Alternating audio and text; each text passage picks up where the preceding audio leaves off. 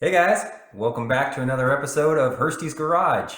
And today we're going to be talking about something near and dear to my heart, which is called saving money.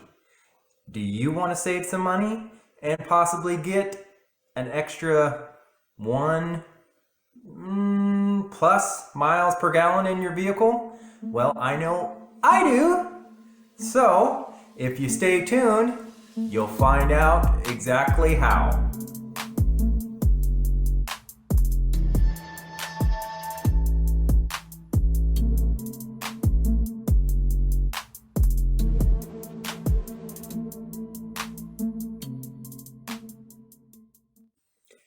All right, before I get started on the little black magic secret that I'm going to share with you guys, I want to let you know that this is not going to be vehicle specific. And if you've watched my channel before, you know that I have a 2008 Honda Ridgeline, and then I work on my daughter's car, which is a 2010 Nissan Maxima, if I can get that out. So like I said, this is not vehicle specific. So this trick will, and it's not actually a trick, it's something that you guys should be doing as a regular maintenance item. Anyway, my whole point is that you don't have to drive this beautiful vehicle here. You can drive whatever you want and still do this. So, as I've said before, let's get to this. All right, what we're talking about here is called a PCV valve, and that stands for positive crankcase ventilation valve. Big name, but this guy is really important. Most people don't realize how important it is to check or replace this item at regular intervals. But usually I do mine every 30,000 miles, so I recommend you doing that. But let's get into what this actually does. It's an internal combustion engine. A crankcase ventilation system removes unwanted gases from the crankcase. The system usually consists of a tube, a one-way valve, and a vacuum source. The unwanted gases, called blow-by, are gases from the combustion chamber which have leaked and passed through the piston rings. Blah, blah, blah. Now, I know that's a lot of technical mumbo-jumbo stuff, but the main takeaway is if your PCV valve goes bad, it can produce a whole plethora of symptoms. And I know plethora is a big word for me, and so don't think I'm smart, but I just thought I'd throw in that pretty cool little word there, because I just learned it today. Anyway, including and not limited to with these symptoms, it just depends on either if it gets stuck open or stuck closed. So if it gets stuck open, you're going to have engine misfires at idle, lean air fuel mixture, presence of engine oil and PCV valve or hose, increased oil consumption, engine hard to start, rough engine idle, possible black smoke, or oil-fouled spark plugs. And if it gets stuck closed, then you might have increase in an internal engine pressure, failure of one or more oil seals or gaskets, engine oil leaks. I mean, that's crazy. Or low whistling and moaning noises, moisture and sludge buildup inside the engine surges, sensor trouble codes, and there's some of the trouble codes right there, and then an O2 sensor trouble code.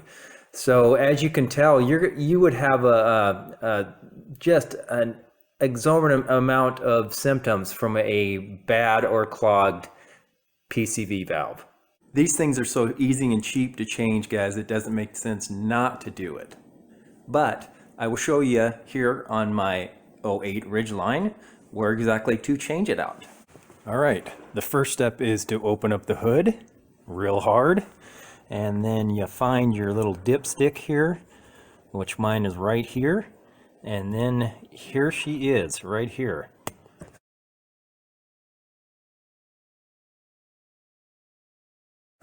And let's try to zoom in on there. It's just this little guy right here. And all you do is take out this little bolt right here. And this pops out. And it's probably about yay long. Goes inside here. And then you just, like I said, pull it out. Inspect it. And really, like I said, they're so cheap that you just pop it right back in, put on that nut and tighten it down to the specifications in your manual, and I will show you that at the bottom of the screen here, and then you are done. That is it. And on the Maxima, of course, it's going to be a little different. They have to make it harder every time, but I'll show you exactly where it's at. Flip you around here. Okay, so we open up the hood.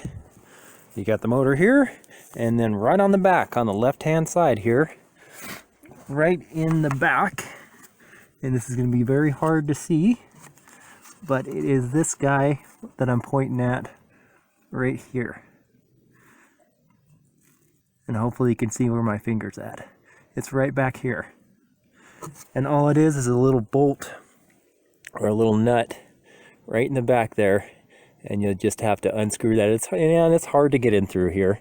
Your fingers don't really have too much space, but once you it's not seated in very much, and once you take that off, you just pop it out of there, and I'll show you what that one looks like.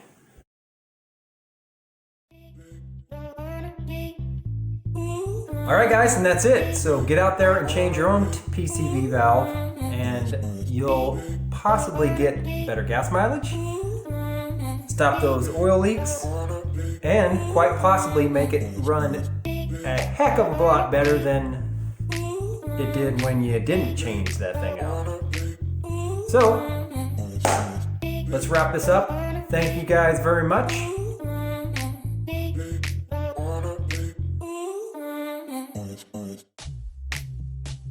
I love you to death, and I will talk to you later, and keep on doing your DIY stuff. Peace!